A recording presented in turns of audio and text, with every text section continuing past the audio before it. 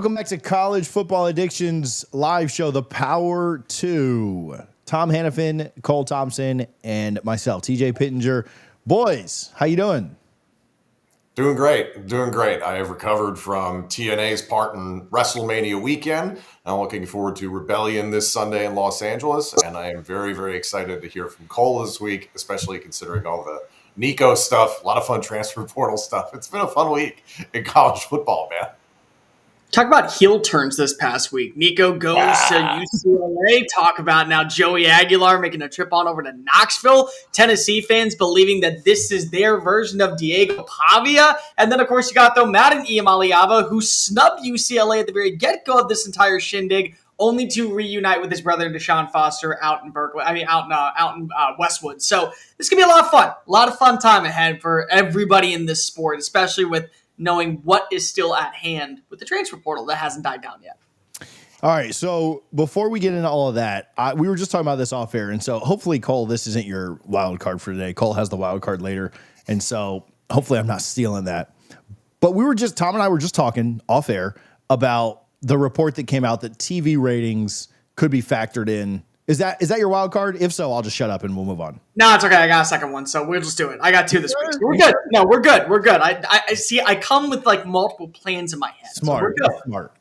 Because you never know what the intro may bring. All right, so two takes on this. We'll talk about this real quick and then we'll move on. TV ratings being part of the college football playoff, determining factor. I have two thoughts. I did a solo video on this earlier in the week, so this is not like I've already shared these thoughts, but I just want to get you guys' take on both of them. One, I think it's a situation like when rules are proposed where they just put like a preposterous rule in there so that people freak out about it, but then accept everything else because they think like, oh, it's not that bad. At least it's not as bad as the whole TV ratings thing.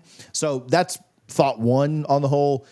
Playoff could be determined by the ratings. Thought two is they are literally already doing this. They do seedings, they do rankings based on matchups, based on teams that they think like they're not going to seed two Big Ten teams in a possible matchup, right? Like they're always going to try and avoid that if they can, even if they think that an Alabama should be 7 and Penn State should be 8, they're going to swap them just to avoid a certain matchup. In my opinion, I don't want to bring up 2023, but I think TV ratings played a factor in why they made certain decisions with that play. So anyway, I think that's already happening, but I think that they just kind of said it out loud so that you would accept whatever else they put forward when the new playoff stuff comes out, maybe this week, maybe soon. What I'm going to be interested to see is how many teams we expand to finally. Now, we know 14 is the proposed number moving forward. Then it's probably going to get to 16. Is 16 the limit? Because then what you're going to ask yourself is, well, if we're going to get teams based off of ratings, okay, well, the SEC and the Big Ten are going to get the most representation. That's just a given. But what does that mean for the other two conferences, the Big 12 and the ACC? Because the ACC, there's games that are on the CW network. Does that factor in when deciding on are we going to get the 16 best teams or the teams that are going to bring in the most eyeballs? And no offense, TJ, they were always going to put Alabama in over Florida State because of the performance that we saw in Charlotte. Whether or not I agree that's fair, that's just kind of the case because it is a marketing ploy. That'll be something that I'll be really interested in moving forward. Do ratings have such a big impact on, do we let 3 Big 12 teams in? Do we let 2 ACC teams in? Or are these also still going to be one branded conference? And SEC Big 10, have your way and route to another national title. I'll tell you what, all of a sudden, Kentucky's got a real chance. Yeah. For some reason, they were in the top 10 in terms of viewership last year. Did you know that Minnesota has a real shot this year for the first time? That Rutgers could actually make some noise out in Piscataway? Dion? I mean, Colorado's going to the 9-3 Colorado over an 11-2 SEC. We'll retire the entire team's uniforms, and we'll just move to letters in 2020. It's so funny to me, TJ, because it's saying the quiet part out loud. Like you and I were talking about this before we came on. I was stunned that SMU got in over Alabama because I was like, yeah, Alabama's got the bigger TV ratings, so like you're going to say screw SMU in the second ACC team. It means that the group of 5, the Boise States of the world, are absolutely screwed if that were to happen. But again, I think this is kind of like something you were saying is that they just slide this in there. It's kind of like Congress putting in a bill of like, oh, we're going to save all this money and then we're going to try and boost the military, but then I'm going to slide in this thing. We're going to tax crayons for children or something like that. You're like, what the hell? And that makes the headline, and it never passes. So this might never actually come to fruition. I'm just waiting for college football and the playoff to get to the NFL model, because you don't see this with the NFL model. They don't do it by TV ratings. They do it by wins and losses, how you did within your division, within your conference, that sort of stuff. So why aren't we doing the same thing with the Big Ten, the SEC, the ACC, the Big 12, and making it kind of like the AFC East, the NFC North, that sort of thing? Like, we might as well just do that at some point. But again, the NCAA sucks. We don't have a governing body that controls everything. And here we are.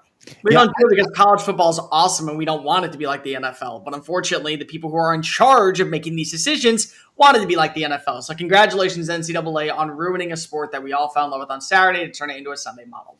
Yeah, I have been so against the NFLization of college football, but at this point, I think it's almost needed at this point, because right now we're in this weird limbo spot, right?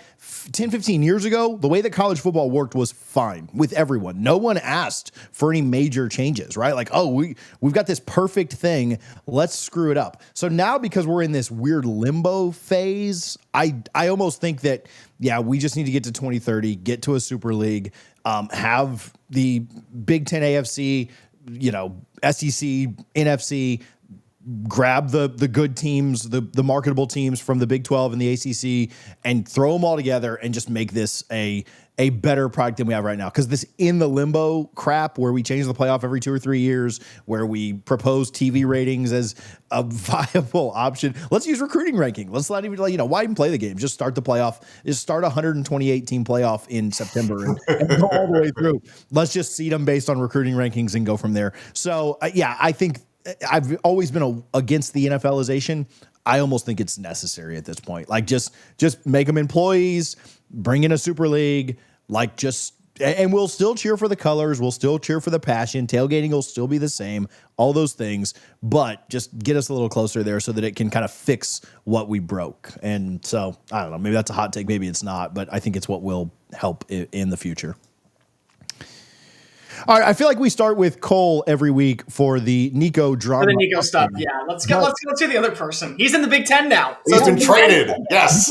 Because of that, I will let Tom kick off the Nico stuff. I don't care what direction we go. We'll probably stay on this for a while. But, fit at UCLA, who won this trade? We'll get to Madden as well here in a minute. We'll talk about all of the things. But, Tom, whichever direction you want to take this first, it's your floor. The Big Ten delegation accepts Nico Iamaleava to UCLA. He's now a Bruin. So there's a lot of layers. You need quarterbacks, so right, exactly. There's so many layers to unpack with this. I first want to draw attention to the Iamaleava camp family representation, Nico himself.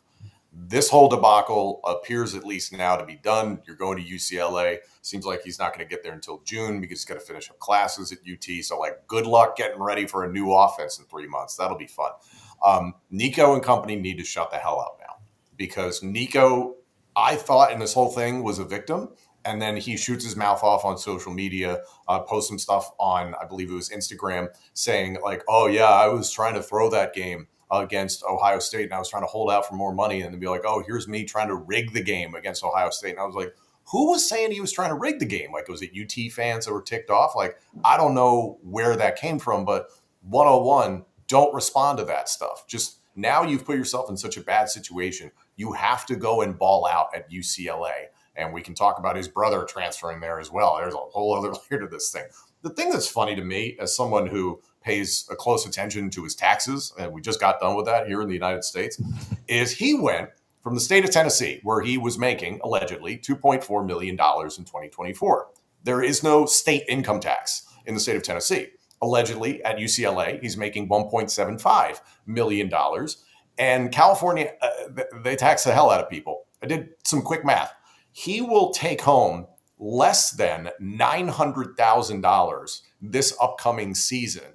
If he remains in UCLA long term, we'll see how much that thing goes. But not only did the Nico Iamaleava camp, family, and representation cost him a bunch of money, $1 million at least, but now you set up Nico and this entire situation of this is how this kid does business, because I can't look at this and say, Nico was just an innocent bystander. He's got all the talent in the world. He's a good person, all that sort of stuff. He might be all those things, but you are a part of this. You were clearly a part of this. You heard all the noise and you reacted to it. Now you need to shut up and play ball, because you screwed yourself in a way that if you don't play well at UCLA, watch that number that you got at UCLA be pretty darn close to the rookie minimum you get in a couple of years if you're so lucky to play in the National Football League. And my co-host on State of State, Penn State Football Show, is Justin King. Played at a high level at Penn State as a defensive back, played at a high level as a defensive back in the NFL. His point was this: there are now 32 billionaires that are looking at this and they're like, this is how Nico and the Iamaleava family and representation do business. Be prepared. It's a terrible look. It is. And naturally, it's going to continue to be a terrible look, because that's the way that we view the Iamaleava family. So much so that it is somebody that is pulling the strings. And let's just call a spade at this point. I don't pity Nico, because if he is a 21-year-old, and I defended this last week, he is an adult who can make an adult decision on what his career path is. But it felt abundantly clear the second that Nico went to UCLA, Westwood wasn't just getting one Iamaleava. They were getting a second one. I spoke to some people out in Arkansas, and they made it abundantly clear that they had pins and needles leading up to this, that Madden was not safe. Madden was also potentially going to be entering the transfer portal and following wherever his brother went if this became official. And then it finally happened. He entered the portal, and they started negotiating a new NIL deal for a player that was not even on the field or expected to start in 2025. So it's abundantly clear at this point whether how you feel about Nico as an adult or somebody that should be making the proper decisions or feeling like that he should be in control of his own destiny. It's clear that there are more people that are behind the closed doors answering the valid open questions that eventually hurts his standard and his case. And that's going to hurt his NFL career. It's going to hurt people when they go into interviews, and it is going to be a talking point. But TJ brought up a very good point that I want to mention. Who won this deal? Because if Nico is now going out to the Bruins, and Joey Aguilar, who last season was at Appalachian State and set records for the Mountaineers in Boone, North Carolina, before he was a junior college standout, he's now going to Knoxville. But who won the deal? Because that's what everyone wants to know at the end of the day. Nobody cares about what the records are going to be or how much players are getting paid. They want to know who won the deal. Nobody won the deal. Nobody did. And that's the part that I think so many people don't want to come to an agreement with, whether you're a UCLA fan or you're a Tennessee fan, because of the pride of your program and because if you want to feel like that your team stands a shot in 2025. You look around the league, Vegas dropped the odds when Nico Iamaleava entered the transfer portal for Tennessee's win total. They were at 9.5. Now they're at 8.5. You want to know what hasn't changed as of this morning? The odd total with Joey Aguilar. So they're still an 8.5 win team. People in Knoxville believe that after what they saw last year, this is the beginning of something new, and they have every right to. For a good reason, because TJ and I know this very well from growing up in the southeastern region. Tennessee was a program of prominence in the 90s and the 80s, and then for about 15 years, they lay dormant after Philip Fulmer left. They had one great season in a span of 9 years. They never had a double-digit win season underneath Derek Dooley or underneath Lane Kiffin or Butch Jones or Jeremy Pruitt. And so now they've tasted that victory of having two double-digit win seasons with Josh Heupel at the helm. They've been to the playoff. They got their skull drugged in by the team that was out in Columbus, but they still made the playoff. You know who didn't make the playoff last year? Multiple teams in the SEC that we thought were better than Tennessee. But they built an offensive identity around a quarterback that currently is out in Westwood. That was the entire plan. So now they have to start fresh when it comes to that situation.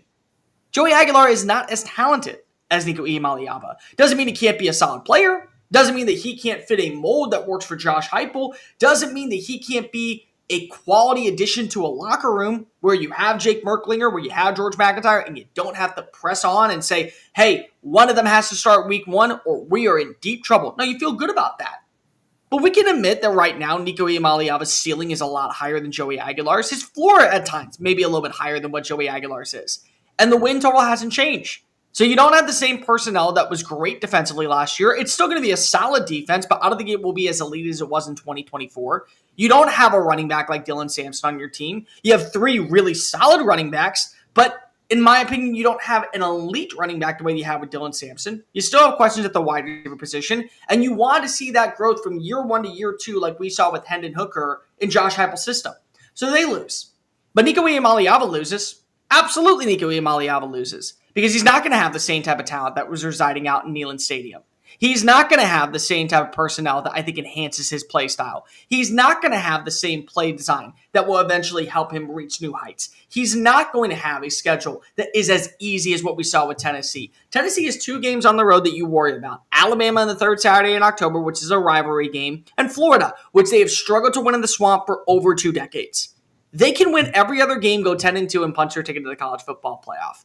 But right now, I am hesitant to say that. Now, Tennessee won in terms of, hey, we are going to set the tone for college football moving into 2025 and beyond. We are not going to allow NIL to dictate one player over an entire roster. And everybody in FBS should be giving a standing ovation to Danny White, the boosters in Knoxville, and Josh Heupel for putting their foot down.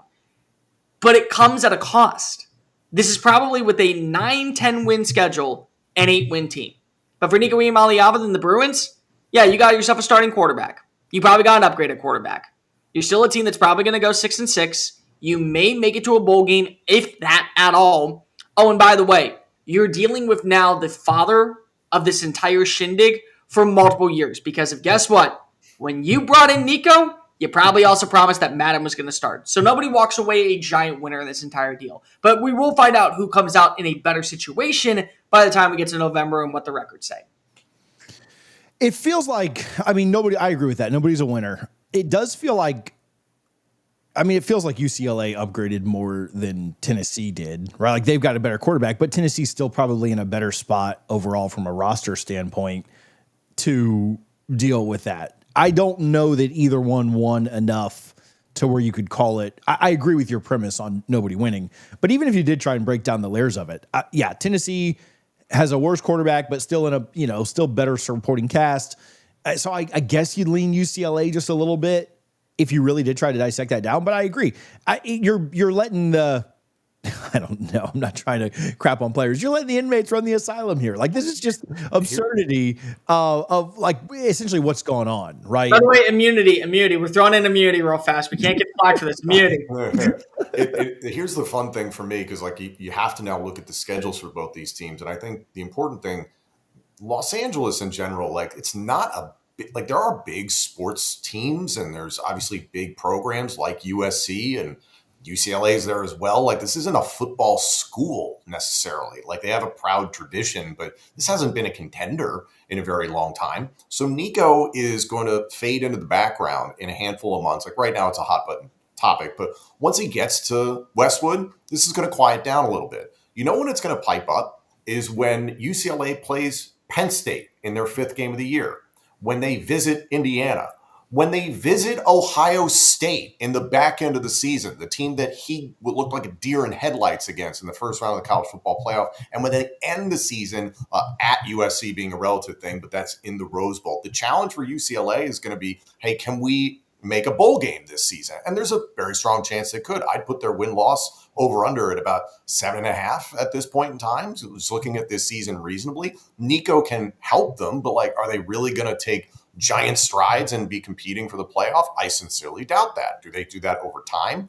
Time will tell. But like this upcoming season, the element I'm seeing in the chat, they got rid of an overrated, panicking Skywalker quarterback with delusional views. Okay, the panic that we've seen from Nico Iamaleava in big-time moments, is that going to all of a sudden get improved? Like the lights are going to be dimmer at UCLA than they were at Tennessee. Let's not kid ourselves. But when the lights come up and all of a sudden every media member in the country is knocking on your door ahead of those games I just mentioned, those big time games that you're going to have to deal with, does he dwindle or does he rise to the occasion?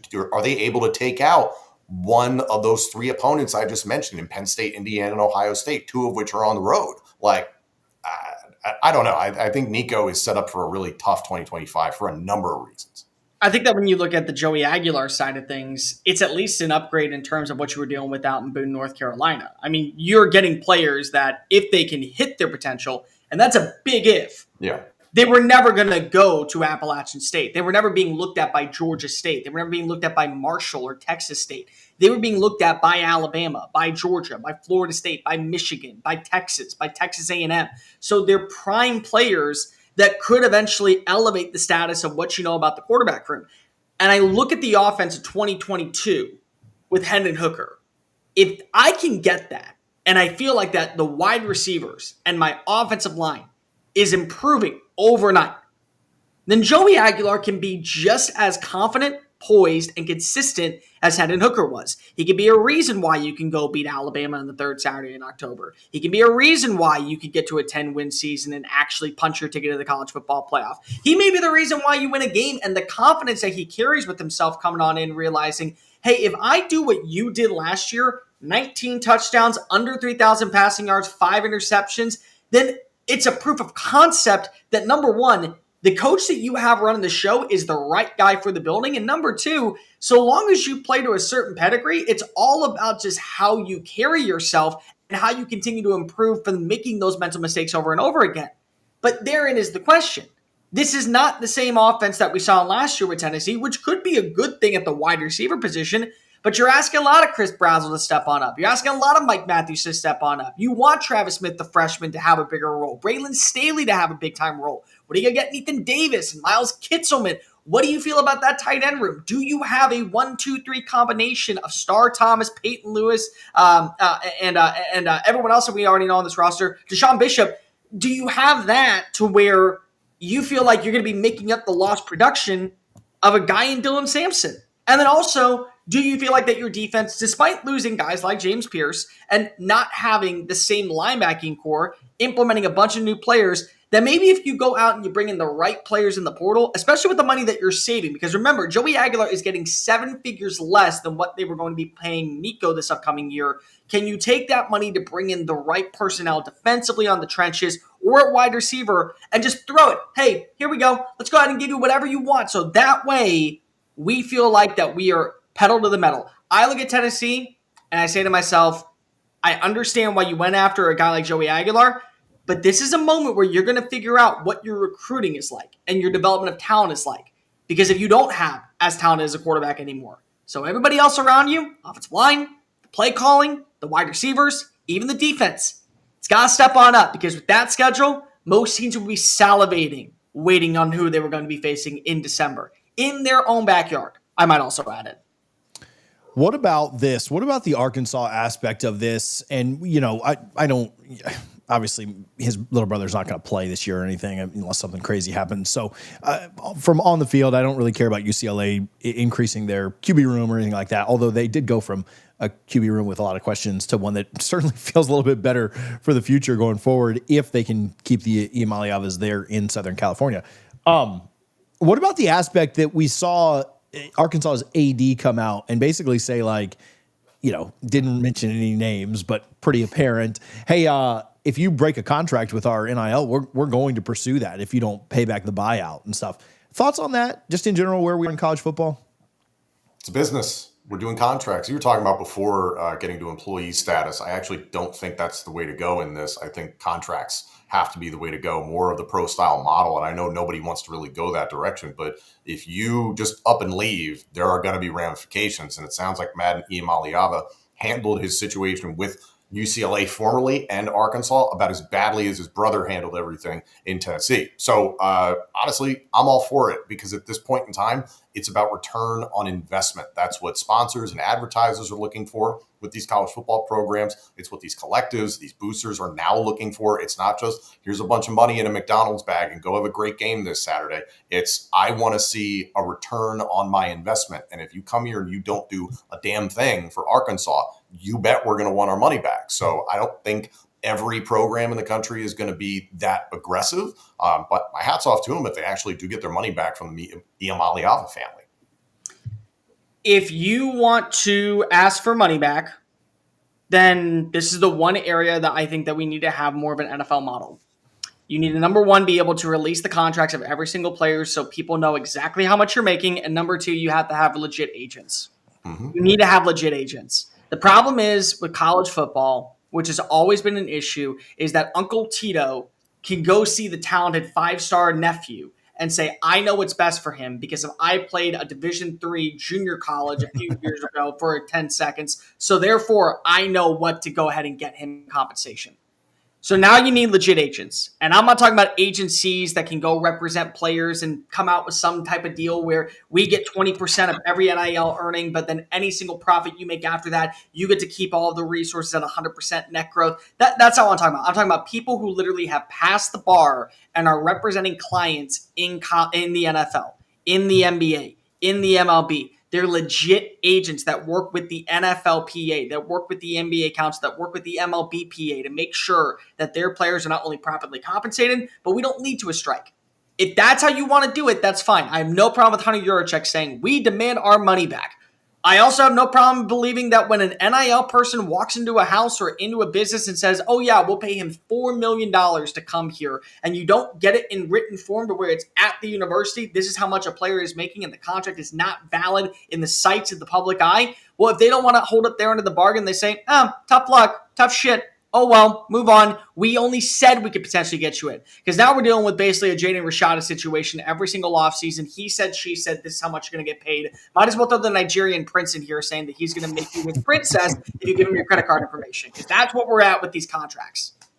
So I like, I like it. I'm all for it. I also think and I think this happens less, but because I don't think that programs really kick guys off of teams unless there's been some kind of violation. Like, I think they encourage them to hit the portal. I don't think there's a lot of true cutting that goes on. Just like, hey, you suck, you're cut. I think it's more of an encouragement to go to the portal. So I don't know how much this is happening on the school side, but I'm fully okay with if a contract is not lived up to on either side, both the team side, the school side, the NIL, the collective side, whatever, or the player side. I'm for trying to curb some of this insanity that we have. I think that Tennessee did a pretty good job of, Josh Heupel did a pretty good job of not caving and setting a precedent with Iamaleava Senior, the big one, the older brother. And then Arkansas may do a really good job on the back end with this too.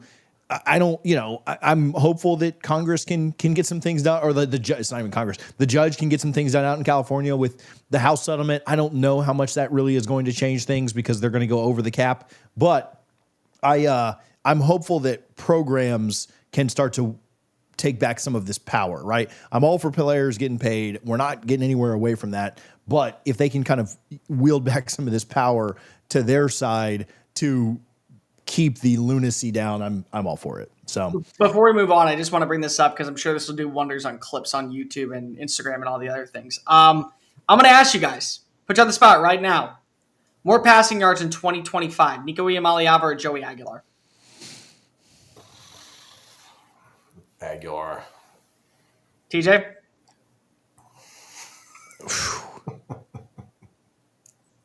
I think they're both incredibly close. I know that's not my answer. I think they both pass for about 2,500 yards. I don't think either one of them does anything remarkable. I'll go Nico just to be on the other side. I mean, I agree with you. That's horrible if that's what he does. That offense should be built around him. And listen, he's actually going to be in a good situation with Tino Sunseri as his offensive coordinator. Excuse me. I like what Deshaun Foster is doing there. The BS the family put out there is like, this was about the volunteer offense. It was about the offense when you couldn't get the money right? So I think it's really fascinating. I think Nico's walking into a good situation, but to the point Cole was kind of alluding to, if Joey Aguilar has 2,500 yards passing this year, you're like, cool, great. And he's going to do a lot more with his legs as well. Nico doesn't really want to be a runner. Nico, if he only throws for 2,500 yards for UCLA this year, you're going to be like, we paid 1.75 for that? Kidding? More passing touchdowns, Joey Aguilar and Nico Iamaleava. This should be an easy one. I'd lean Nico here. Yeah, Nico. More ranked wins, Joey Aguilar or Nico Iamaleava? Joey. Yeah, I'd say Tennessee's probably. I don't know UCLA's schedule just off the top of my head. I guess I'll look at it real quick, but they don't play Penn State's their only ranked team in the first 6 weeks, and then Ohio State and Indiana, USC. Maybe Indiana, yeah. So 4 or 5 potential. Maryland could get themselves ranked. They could have a decent season.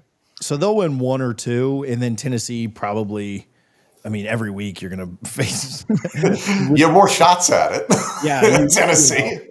Yeah, it's a clean sweep for me, boys, with Joey Aguilar. I think that he has every single stat over Nico. I hope he has a great season. I'm bummed because wasn't his wide receiver buddy coming with him from App State? And now so well, it'll be interesting to see enter the portal too and maybe reunite in Knoxville. They need at least somebody as a veteran wide receiver. You never know. Yeah.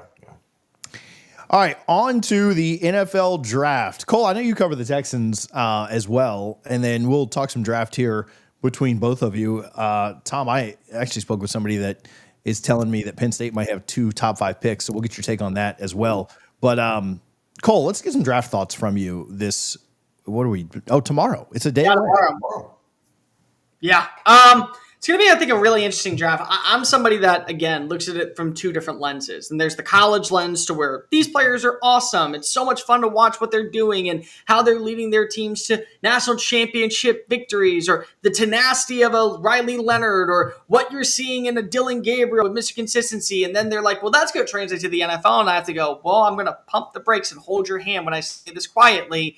No, it is not. This is one of the weaker draft classes, in my opinion, for blue chip talent. Doesn't mean that there's not great talent. I mean, Ashton Genty is one. Abdul Carter is one. I think Tyler Warren can be pretty special. I love Armand Membu's tape. I think that Will Campbell can be a pretty Pro Bowl caliber-esque guard. I think that there are some really good wide receiver 2s and 3s in this class. But from an overall standpoint, the reason why you're hearing, compared to years past, not a lot of trade talk going on, and why we're kind of overselling certain players is because of you have to warrant the justification of a pick. One thing that I have always prided myself on, or whenever I speak to people around the league, is they all agree on the same thing. There's not that big of a difference between player number 19 and player number 40. So if you can move down and save millions of dollars before paying them and make sure that you don't have to worry about that 5th-year option of whether or not they will or won't hit, you can just get in a contract negotiation at that point, do so.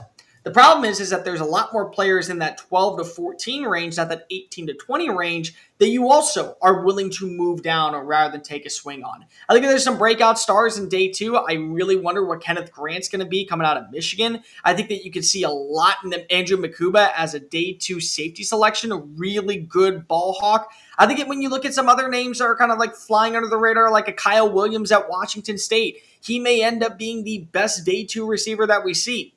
But I think at the same time, we're also overselling a lot of these prospects on what they're going to be at the NFL level. That doesn't mean that we can't appreciate what they do on the Saturday game. And that's also why when I get so overhyped or overworked about a player, Jackson Dart, I called Dart NATO QB1 for all of 2025. I called him Dart Vader at the end of the year because he had turned to the dark side and taken Ole Miss to new levels.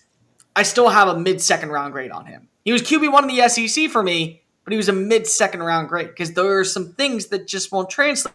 Meanwhile, Drew Aller, I think, is an absolute joke in college football right now and how he was able to perform.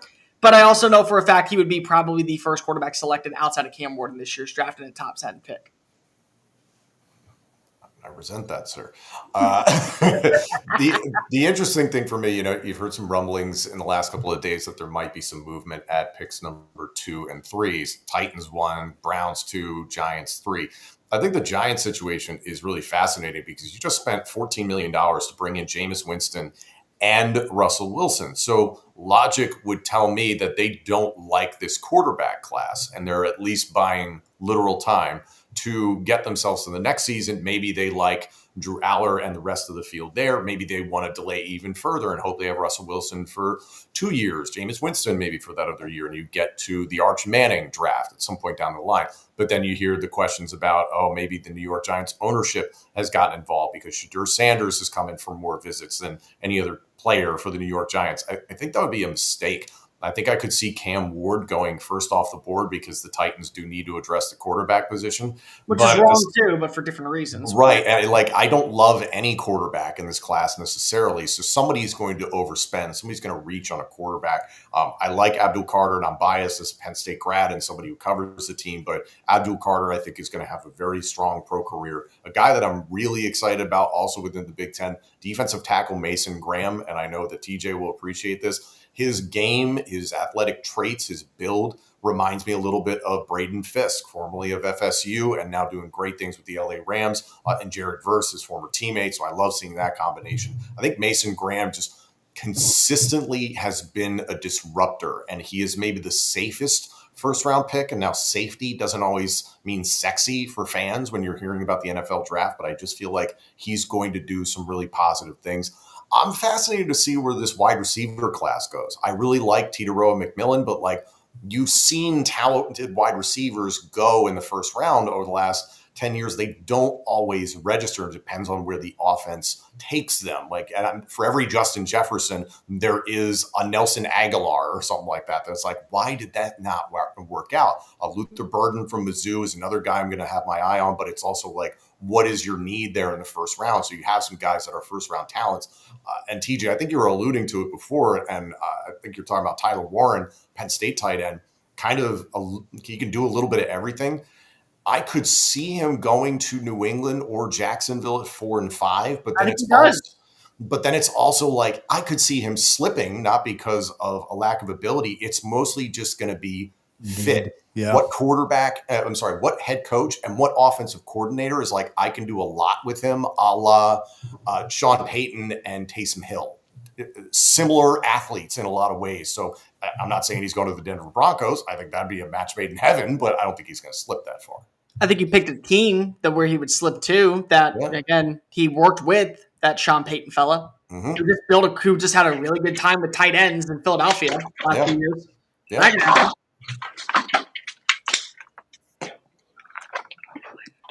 Did we lose TJ's voice? I think we lost TJ. I'll jump in here with some other players that I'm at least like interested to see. By the way, I do agree with you on one thing. I think the interior players are the safest players in this year's draft. Mason Graham for me defensively, but I go Will Campbell offensively because number one, I think he's a guard. I don't think that he's going to be a tackle at the NFL level, but I think that he can be a Pro Bowl guard from the second that he touches down on the facility.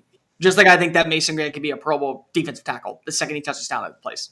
Yeah, I'm very curious to see where former Ohio State Buckeyes JT Tuimoloau and Jack Sawyer wind up. Jack Sawyer, I could see maybe having a tougher transition to the National Football League. Doesn't have the same gifts as JTT. JTT has the potential to be very disruptive.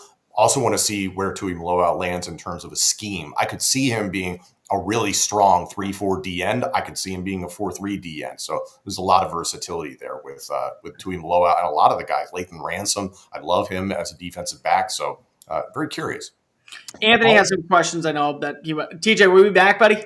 Yeah, my wife's AirPods connected. What a jerk for walking by my office. And I was like, no, she's probably listening to what Cole and Tom have to say about the draft. Hating your life right now. I was going to ask, thoughts on Trey Amos. He seems like a popular name for late first round steal. And then, his second question was about Jackson Dart, maybe jumping back up into the first round, maybe a Pittsburgh. Thoughts on both? He's got 3 questions, so I'll answer back to back to back. Trey Amos is probably in that late day 1 range, I would say. You're looking at the Buffalo Bills, maybe at pick number 30. Somebody trades on up to go get themselves a number 2 cornerback. I could see it. He had a really good year when it came to winning in man coverage, and I think he led the SEC in pass breakups this year, if not the entire country. So if that can translate to the NFL pretty quickly, I don't doubt that he would be a solid number 2 corner for any team that is looking for a boundary guy to pair with their elite shutdown player. Jackson Dart's going to go in the first round. I genuinely believe he will be pick 32 if there is one that can be had. Now, will Pittsburgh take him? I don't think at 21. I think that they would love to do nothing more than trade down and get something in return to where they feel confident in the rest of their picks. And again, I think that when you look at the quarterback conversation, it is a clear separation whether or not I believe that these quarterbacks are great for the NFL. Cam Ward is QB1, Shadur Sanders is QB2, Jackson Dart is QB3. I think that we can lock that up. And so with the 2 that are off the board, which could happen, I think that you will see Jackson Dart go in the first round. I think it's closer towards 31, 32, and a team pulling a Lamar Jackson. Let's get him on that 5th-year option. That way, just in case, we can go ahead and put it off for another year, how much he's worth. And the final question is, do you agree with me that Barron is the best slot corner in the NFL? I'm thinking he means NFL draft, and wouldn't draft a guy like that in the top 15 or top 10 in general. So, blatant point, I believe that this is the safest defensive back in the draft. I think Jahdae Barron is far and away the safest defensive back in the draft because if he can work in the nickel, I'm going to play him in the nickel. If he can work on the outside, I'm going to play him on the outside. Let's say he doesn't work on the outside. Okay, let's shift him back inside. We already saw experience of what he was able to provide when he played at Texas last year in the star position. Well, let's say he struggles there, but he's really good in the deep end. Okay, well, I'll move him to safety. That versatility of playing multiple positions, that veteranship of seeing every type of receiver and lining up in a very balanced defense that runs a lot of man, a lot of zone. He can win at the line of scrimmage, and he's willing to tackle. To me, Will Johnson has a higher ceiling. Travis Hunter has a far superior higher ceiling. But if you're telling me 15 years from now that Johnson is a very solid overall number 2 cornerback and Hunter switched to wide receiver, and I'm getting Pro Bowl play from Jahdae Barron, whether it be kind of like we saw with Charles Woodson, he was an outside corner, then he worked his way to safety, then he worked back his way to corner, I would believe it. And I would take him in the top 10 and have no questions about it. I definitely think that Las Vegas, if Ashton Genty is off the board, should be going looking at him. I wouldn't be shocked if New Orleans want to look at him to make him the new number 1 cornerback in place of Marshawn Lattimore. I think a team may be willing to trade up to go get him, but I think that Miami is the floor for him. If he is available at number 15, if he is available at number 13, I would say that he is probably off the board in the replacement for Jalen Ramsey.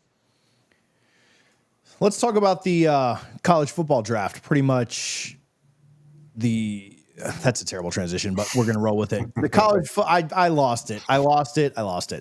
I tried to make a trade draft. I don't know. It just didn't work out. Whatever. We move on. It's free agency, baby. Yeah. I don't know how I tried to connect the two. I don't know what happened to Cole. Oh, there he is. Cole, I think I let Tom kick off I let you kick off the draft. All right, Tom, you can kick off the portal. Thoughts on recent happenings in the portal? Anybody that stood out to you? Anything else you expect outside of the trade that we did have?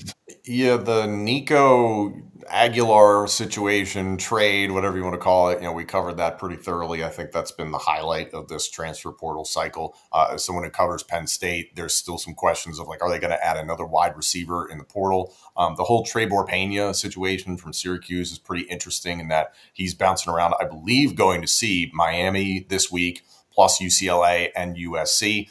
The number that was thrown out there by Fran Brown, I thought was interesting. And to the point Cole was making earlier on in the show is, hey, making potential future contracts, having some transparency there so people know what the number is, because Fran Brown was like, yeah, the homie at Ohio State, Jeremiah Smith, he's absolutely worth $2 million a year. Trebor Pena, all due respect to him, and I personally think he could be a good fit at Penn State, he ain't worth $2 million a year. So there is this overinflated understanding of what the market is versus what one's value is declared as. It's kind of ludicrous, and the Nico situation is a perfect case study. So I just want to see more of these situations where these players are being realistic with themselves and they're setting themselves up for good situations. The David Stone situation at Oklahoma, Cole, I want to ask you about that, because you have 5-star plus who hops into the portal. That's a big deal. And then he's back to Oklahoma within a couple of days. So I assume somebody got paid. Yeah, no kidding. Somebody got paid, and I would pay him too. Listen, depth taxes, knowing good defensive players is a key for Brent Venables. And here's the thing that I said a lot about the hiring when it came to Jim Nagy. Nagy knows talent. Nagy had to scout talent from every single level of college football when he was at the Senior Bowl. And the big thing about Jim Nagy, which really stands out, he knows what a player's value is. So when you have a 5-star plus defensive tackle that you think could have an immediate role this season in a critical year for Brent Venables and the Sooners as they make the jump into full-time SEC play, because I like to give them a grace period for year one, you know that he is absolutely going to help you get that winnable plus margin. So when I say winnable plus, I mean there will be a game that is won because of said player. You pay them what you think they're worth. And I'll tell you what, he was paid what he was probably worth. He was paid properly compensated for the next several years. And Oklahoma feels a lot better about the situation of their team going into 2025 after adding in Jaden Ott, after adding in another defensive lineman last night, after adding in retaining David Stone, making sure they went after several offensive linemen. They feel really good about where they are. I think that's a major stepping stone in the right direction for an Oklahoma team that wants to prove that it is a force in the SEC. But the team that I want to talk about the most right now, it's a shame because of they're already rich in abundances of talent, but the rich get richer. Texas is gearing up for that week one showdown to be in favor of the Longhorns despite playing at the shoe. They landed, in my opinion, the second best tight end in college football in Jack Andrews from Cal. he may end up being the best receiving tight end of the country over Eli Stowers from Vanderbilt. They brought in a very solid complementary piece to the wide receiver room in Evan Mosley, the wide receiver from Stanford. 8 touchdowns last year, led all ACC freshmen in receptions, and was top 3 in receiving yards. That's going to do wonders for pairing alongside with DeAndre Moore, taking pressure off of Jamie French and Khalil Lockett to have a bigger role, getting somebody to go outside with Ryan Wingo, and it's giving Arch Manning somebody with meaningful reps under his belt. They upgraded at kicker with the Texas State kid, and they just brought in 2 defensive lineman prospects. One, they signed the Syracuse kid, who's got 3 years of eligibility, and they're targeting 2 more guys that probably could eventually sign on the dotted line. So Texas, in every single facility, added in the number 1 tight end, the number 1 wide receiver, the number 1 defensive tackle, the number 1 kicker, and they're still in play for several other names. They're just replenishing. And by the way, they also had the number 1 recruiting class in college football last year. And something says that Steve Sarkisian knows a thing or two about developing talent, since we're going to hear a few names called on Thursday night. We had I think, was it a question on here? We asked who was more likely to have success in who was the team best set up for success in the SEC? Did we talk about that on here? It could have been another show. I said Sark. As crazy as that is to bet against, it's not smart. I still think it's Texas. Question on Oklahoma, then we'll go on to the wild card so that we can wrap up before 1. Two things I heard. One, from somebody close to, let's just say, another program that Stone may have been considering had he not gone back to Oklahoma. What I was told, Cole, and I don't know if you've heard anything like this, not to spread rumors on here, but it is from somebody that I trust pretty well. I was told that they originally were cutting Stone's NIL, he wasn't going to make as much, and he jumped in the portal, and then by jumping in the portal, they ended up having to pay him more than they originally were. He wasn't looking to leave. Is that a misstep by Oklahoma? Part 2 of the question is, I posted this on Twitter and you responded to it. I'm not saying by any means that Stone's going to be I'm not putting that out there. What is the hit rate? And I don't, on guys that jump in the portal and go back to their school, whether it's because of more money, whether it's because of misunderstanding, whatever. I brought up Van Dyke several times. It happened to FSU a few times. It's happened to other players where they've jumped in the portal, they've jumped back, blah, blah, blah, blah, blah. And it seems like more often than not, they bust. I'm not saying Stone will bust, but I want to get your 2 thoughts on those things, and then we'll go on to the wild card. He wasn't going to get paid what he was properly compensated this year, and they did diminish it because of his playing time last season. So he did jump in the portal. Jim Nagy came on in, realized that this is a talent that we have to make sure that we retain because if we want to be built for the long term. And with the years of eligibility, we think that he is going to be a difference maker. The other part that was really, really important was also they what's the right word for it? They knew that he was going to be somebody that I think is going to benefit by still learning. And then also when it comes to the hit rate, I think that now is the time when we're going to have to be able to learn. Now is the time when we're going to be able to kind of see that jump. It won't be in the past because of, there were NIL deals, but it was all kind of under the radar, very small signings. Now when you're giving out these signature contracts, that's what I'm going to be paying attention to. Mike Matthews being one, Boo Carter being one, David Stone being one. Those are guys that I think that we need to bring up. All right, I've got a couple of just quick ones here from Anthony that I'm going to pose on Twitter at some point later. You guys can answer there just because we're up against the clock. But it is the wild card. It is Cole. Let's rapid fire this thing. Yeah, it's pretty simple. The NFL draft is happening tomorrow night. In 24 hours, we will see 32 names be drafted. I want each of you to name 3 players that are currently not in the draft, any single level, that would have been a number 1 overall pick over Cam Ward. 3 players that are not in the draft. But this year, that are currently in college, that you would say would be number 1 pick over Cam Ward. Oh, Arch Manning would be one for sure. They take him. Go ahead, Tom. We'll go back and forth on this. Jeremiah Smith. There you go. Yeah, without a doubt. I hate to admit this, but probably Lagway. I think Lagway's got a higher ceiling than Ward. It pains me to admit that, but I think quarterback's a little bit more of a sure thing at times, so I'll go there. This might be a stretch. Dylan Stewart. Yeah, that was my next one. South Carolina. Okay, last one. I'll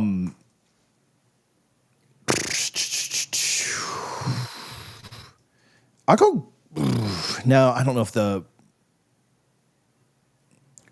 Why am I blanking on the name? Texas's best defensive lineman. Colin Simmons. Colin Simmons. I was thinking of somebody else, but I don't want to say it now in case Tom takes it. I just don't know if the value is this high for the position I was thinking of. And I think, with all bias aside, Drew Aller. Probably there's a strong chance somebody would have loved him a little bit more than Cam Ward and Shedeur Sanders. It just depends on who that person is picking. So my other one that I didn't mention was Caleb Downs.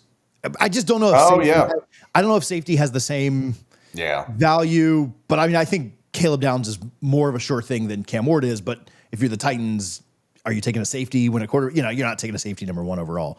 But yeah, safety's not going number one, I guess. So I'll take that back. But that was who I was thinking of. You picked who did we miss, Cole? What? Who did we miss? You missed Caleb Downs. Would have been a susceptible answer. I would take an Anthony Hill from the University of Texas. I think that he should have been in the running. I think that you could have easily gone after who's the offensive tackle from. I mean, you could have gone with Caden Proctor. I think could have been in the running. Probably not really, but at least in that conversation. I would have taken Sam Levitt. You know, just the way that he plays the game. Maybe we would transition on over. Not entirely sold on it. Lenoir Sellers you missed on. That's a guy that maybe ends up playing like Cam Newton a little bit. So there's some guys you missed on, but here's the problem. I know Klubnik. Kay Klubnik was one that you could have taken. Yeah, Kay Klubnik was one. Henry you could have brought in as well, potentially. But here's my rule. You're taking players that are going to be drafted next season or potentially could. And I'm right now just being very lenient. Yeah, Francis Maunuga was the name that I was thinking of. I'm being right now very lenient. I still got to see more of Arch and DJ. So congratulations, Tom, for picking a quarterback that actually may go number one overall next year and mentioning a wide receiver that is better than everybody else in college football and better than some wide receivers in the NFL. Yeah, you win this one. You only did that because Tom picked me as the winner last week. Yeah. I haven't picked as a winner once yet. I want to win a quote one yet. I don't want to be the bad guy. I think I have the all-time lead in wildcard wins. I just want to say Bro went back and listened to all the shows to make sure. Had to make sure the last 10 minutes of every show. Yep, locked in. All right. Since we have another minute, we have a minute to do this. Questions from Anthony, so I have to post them on Twitter. Opinions on Ryan Clark accusing Miami of causing this issue with Tennessee and Nico? Not really. It's, I think, a completely different spectrum. Cam Ward was going to go to the pros and then was told by Miami, hey, come here. And that was a ploy that we saw Carson Beck use last season. That's more so, I think, a scenario when it comes to that. Yeah. It's more the smoke screen and the information put out there, probably by Carson Beck's camp. Like, where does that number come from? Is Miami swinging that from their belt buckle? They paid for a quarterback that kind of had a year and has an injured right throwing arm? Like, I think that's Carson Beck putting that stuff out there. So to the point about Ryan Clark, like, how many of us look at Instagram graphics and this guy got $4 million and we just believe it? Like, yeah, that too. Also, again, lay out the contract. Let me see it in fine print. That way I know what I'm looking at before I go and judge. His other one was, it's all in stone, 950 with escalated bonuses of 100, 200 based on performance. So just the numbers. But again, let us see do we see the contract itself? That's what I'm wondering. That's what's hard. We probably never will. Well, maybe not. Maybe once we get to the Super League and, NFL this thing all the way, maybe we will. All right. The Power 2 live every Wednesday at noon. Come back and hang out with us. Make sure you're subscribed. Go subscribe over on YouTube if you watch this on X or on Twitter, whatever you call it. TJ Pittinger, Cole Thompson, Tom Hannifan. Boys, another fun week. We'll talk to you next Wednesday.